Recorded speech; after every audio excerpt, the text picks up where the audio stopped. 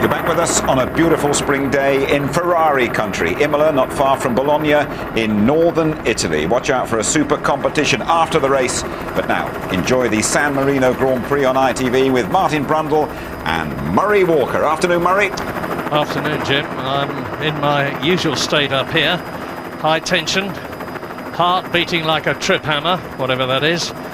Well, 4 degrees on Thursday it was when we arrived here.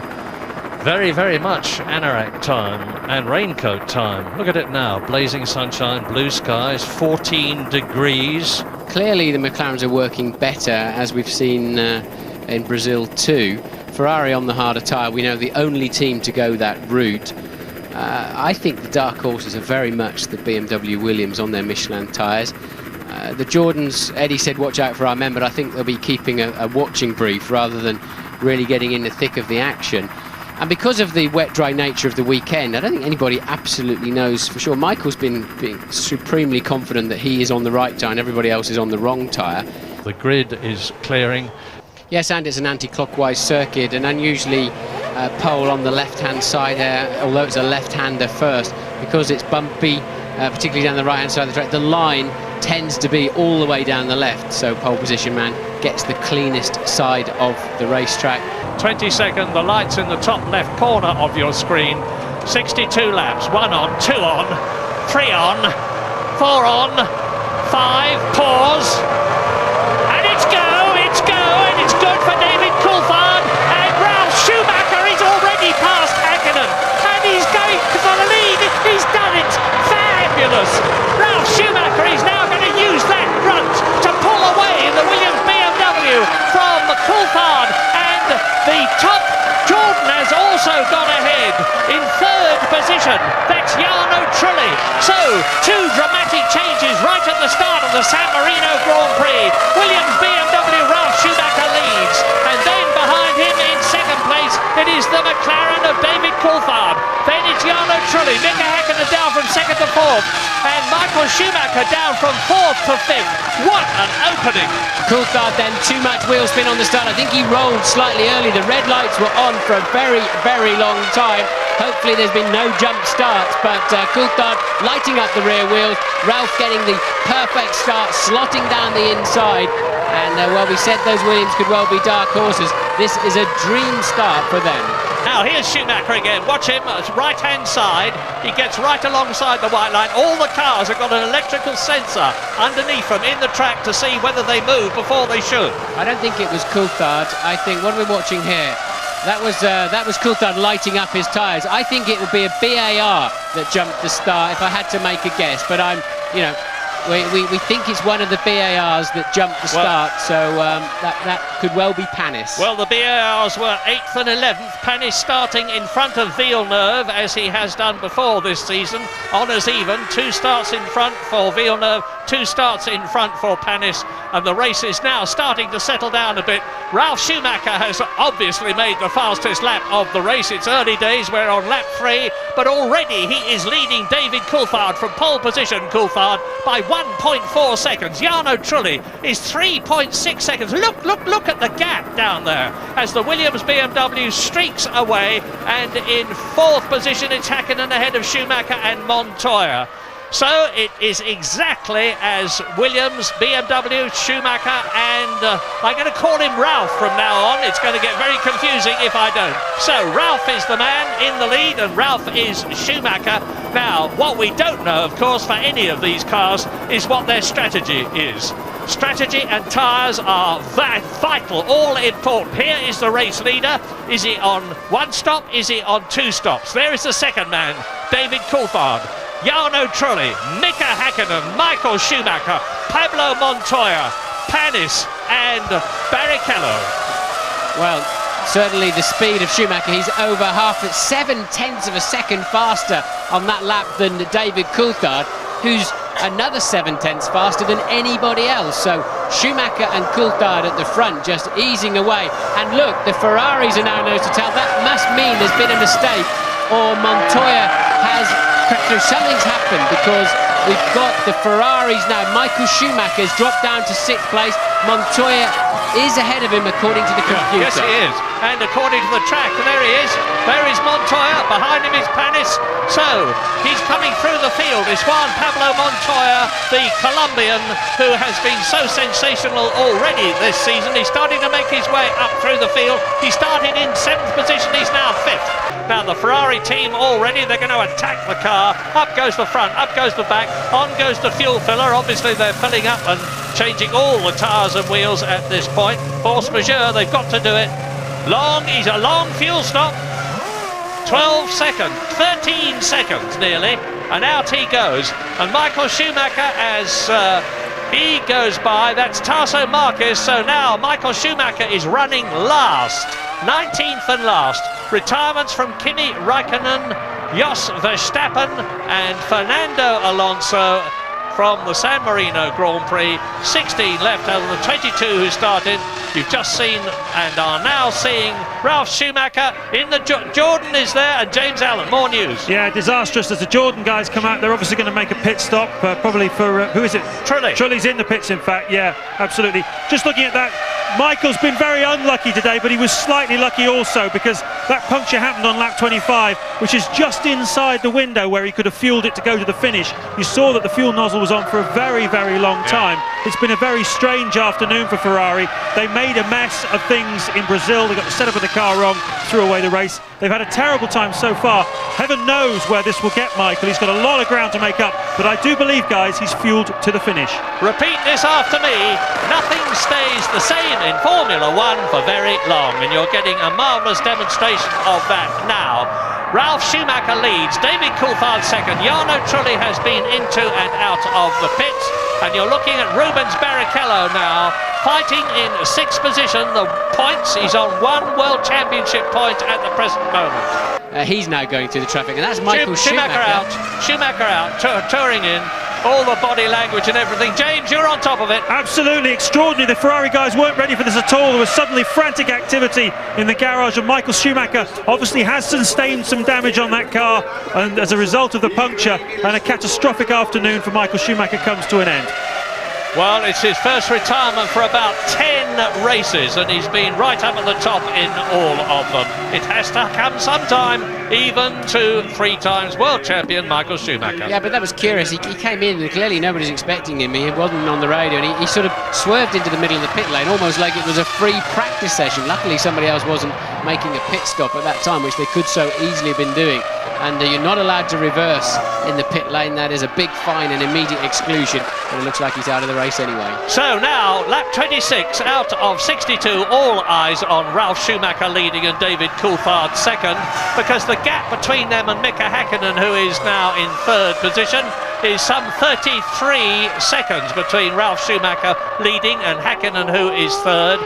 Are they on a 1-stopper? Are they on a 2-stopper? And when I say who do I mean? Well, I don't know. It could be any way. But into the pit lane now comes the Prost. Just checking to see whether it is Mazzacane, the Argentine driver, who is in 14th position. Not bad for him, because Mazzacane, the highest he's had this year, is 12th place in Malaysia. Now, look at him surging through the field as he exits the pit lane. The 3rd, 4th, 5th, 6th men go bursting past him, led by Mika Häkkinen 3rd. Now, Montoya is up into 4th place as a result of Schumacher Michael's retirement. Into the pit lane comes Heinz-Harald Frentzen from 7th position, 1 place off the points. Yes, so Frentzen then was running ahead of Trulli, who'd already made his stop. Remember, Trulli in the sister Jordan running 3rd right from the beginning of this Grand Prix, and Frentzen rejoined. We didn't see where he fed back into the pack, but we're absolutely sure now that the Ferraris were 1-stopping. I think Montoya too. If Ralf was 1-stopping at the front, he's just done a 1:25.5 as Ralf Schumacher. That is an amazingly fast time. Does that beat the lap record, that 5:13, 5:24? Hang on, It's very I can close. tell you the lap record is 25.5 3. He's beaten him by 1/100th of a second. Schumacher in, Ralf Schumacher in, sorry Martin, Ralf Schumacher in, race leader. 7 seconds lead over David Coulthard in the McLaren Mercedes. Nice clean stop, 8 seconds, out he goes. Ralf Schumacher now, I was busy talking about him, I haven't seen David Coulthard go through, but I guess he must have done. And looking... Ralf had a 7-second lead, Murray. He put those fast laps in, so there Coulthard, I've just heard the McLaren go past now, so Coulthard very much now in second place. Hakkinen in, yes, and Barrichello then is going to move up to a temporary 3rd place. So watch this one carefully. Mika Hakkinen, double world champion. Yet to do well this year. He's only got 1 world championship point as Mika Hakkinen. He's had a very bad start to the 2001 season. And virtually a slick right front again on that. So it does appear then that both Ferraris were one-stopping. As we said, we thought the Montoya was one-stopping in the other Williams, and clearly he wasn't. So really, McLaren the first to blink on the pit stops up at the front, but only by 1 lap. Ralf Schumacher then maintaining his lead. And Villeneuve, who had been in 5th position, exits the pit lane in the BAR. Incidentally, the Bridgestone right front of Mika Hakkinen in the warm-up this morning lasted 5 laps. 5 laps, and it was virtually as slick. There have been confident predictions that if a team does well and finishes on what are in effect slick tyres as opposed to 4 groove tyres, there'll be a protest from somebody because they might be judged to have an advantage by having more grip. But anyway, we're on lap 31 now. We're riding with Ralf Schumacher in the Williams BMW up to the Tamburello, left, right. Now he accelerates away. He's doing 185 miles an hour, and with flames coming out of the back of the Prost. That is, I'm just checking whether it's Mazzacane or Alesi. It's Mazzacane, yeah, it's Mazzacane retiring in the Prost with its Ferrari engine, last year's Ferrari engine, ablaze at the back. It's probably an oil line that's broken and a bit of oil catching fire. Hopefully the marshals will be on it. Yes, there they are. They're very, very good. I remember when Gerhard Berger had his terrible crash at the Tamburello in the Ferrari and it caught fire with him inside it. The Italian marshals were on it incredibly quickly and very, very efficiently as Mika Hakkinen dives out of the slipstream of Mazzacane's of Marquez Minardi in 18th place to lap him. I don't really know what happened to Jarno Trulli, whether he's had a problem or a very slow pit stop, but Trulli then has ended up behind Hakkinen. Remember, Hakkinen tucked up for the first 27 laps of this race behind Jarno Trulli, and Trulli's not worked out for him at all. Villeneuve, and he smites the steering wheel in frustration, first with one hand, then with both of them. It is not his day, it is not his year so far. Jacques Villeneuve, the Honda engine erupts and pushes out a great burst of smoke behind him. Rubens Barrichello, on go the wheels, the lollipop man, whose job it is to lift that when everybody has done their job. And I remember Nigel Stepney, the top man at Ferrari on the pit crew last year, had Michael Schumacher drive out marginally too early, as a result of which Michael drove over his foot and broke his ankle. And there's Montoya with the fuel line stuck. They can't get it out. This is not the first time this has happened. Oh, he stalled it, Murray. He had a lot of revs on, and then the clutch seemed to be a long time engaging, and Montoya then with a dead engine. This has been a disastrous stop, and he was just heading towards some World Championship points, and surely it's all falling apart. Well, you saw his interview with Louise Goodman. See the rear wheel spinning, hasn't got his foot on the brake, presumably. It's stuck in gear, Murray. He's got to hit the neutral button while the car is running. Oh, but there goes Trulli. Trulli's gained the place. Yeah, you've got the pressure decays so quickly. You've got to hit the neutral button with the car up in the air, otherwise there's no hydraulic pressure left in the system. The front brakes are on fire. That's not a major drama, providing he can get out quickly. Oh dear, Montoya, if there's any bad luck going, it's like Johnny Herbert used to be. If there's any bad luck going in the Williams team, poor Montoya seems to get it. Remember... Oh, did you see what they did there? Yeah, he revved it up and dropped it off the jack. Yeah. I hope the jackman's not still with it.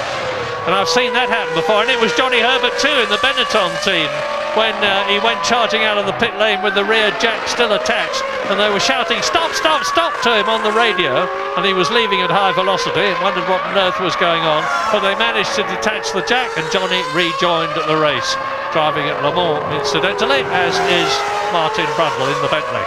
Yes, and Montoya then will be able to complete the race. He doesn't need a clutch again, he hasn't got another pit stop to do, and usually they don't use the clutch on the upshifts or the downshifts. They give it all the mechanism gives it a quick slap, but the cars will change gear without but he's got other problems. Look, that was Montoya cruising, so Montoya then with some other problems.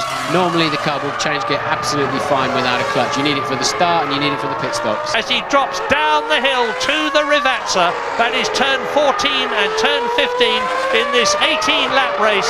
This is an historic victory for Ralf Schumacher. His first. Williams are back. BMW are winning their first race since they returned to Formula 1 4 races ago, and Ralf Schumacher wins for Williams, BMW and Michelin the San Marino Grand Prix at Imola. He richly deserved it. He dominated it all the way, but David Coulthard, by finishing second, now is equal in points with Michael Schumacher to lead the 2001 World Championship. There is a long, long way to go. This is only the 4th of 17 races, and this season is just going to go on getting better and better, with not just Ferrari and McLaren dominating things, but with Williams up there too, as Barrichello finishes 3rd, Häkkinen finishes 4th. The gap between Ferrari and McLaren in the Constructors' Championship comes down by 5 points, and we wait for Jarno Trulli Jordan and Frenson Jordan. There they are, finishing 5th and 6th. Yes, well, Eddie Jordan was lucky. Underpants badge he had on, his coach certainly worked out for him today with 3 World Championship points. Driver of the day, clearly Ralf Schumacher, brilliant start and dominated the race.